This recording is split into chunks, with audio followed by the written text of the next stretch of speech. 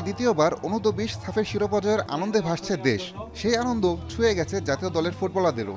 এখন টিমের মুখোমুখি হয়ে তরুণদের নিয়ে উচ্ছ্বাস জানিয়েছেন জামাল ভুঁইয়া, মামুনুল ইসলামরা। আমি কি ফিউচার বয়সভিত্তিক সাফের শিরোপা জেতাকে বড় অর্জন বলে মনে করছেন জামাল। এখান থেকেই ভবিষ্যতের জাতীয় দলের খেলোয়াড় উঠে আসবে বলে বিশ্বাস তার। মামুনুলও জানালেন দলের পাইপলাইন সমৃদ্ধ হওয়ার কথাই। যখন আপনি জুনিয়র লেভেল থেকে চ্যাম্পিয়নশিপ অর্জন করবেন তখন এই ফ্লোটা শেষ পর্যন্ত যায় ন্যাশনাল টিম পর্যন্ত। ফিউচার জন্য ভালো, কারণ যেটা এখন আন্ডার 20 সাফ চ্যাম্পিয়ন হয়েছে, ওরা ফর দ্য নেক্সট 10 বছর ওরা I think they will have a big impact. এবারে দলে বেশ কয়েকজন বাংলাদেশি বংশোদ্ভূত খেলোয়াড় ছিলেন। তাদের অন্তর্ভুক্তিতে দলের শক্তি বেড়েছে বলে মনে করেন মামুনুল।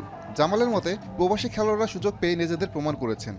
যারা কোচিংয়ে ছিলেন ওরা মেবি একটু বয় ছিল, বাট যখন উনি নামছে উনি প্রুভ করছে, তা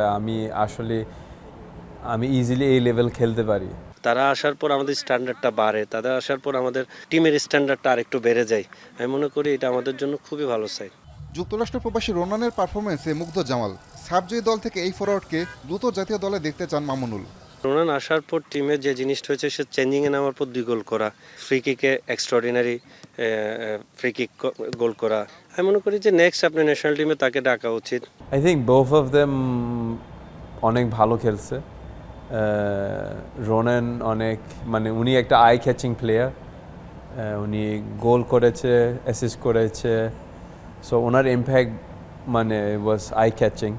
বয়সভিত্তিক পর্যায়ে সাফের এই শিরোপা জয় জাতীয় দলকে ভালো করতে উৎসাহ দেবে বলে বিশ্বাস করেন জামাল, মামুনুলরা।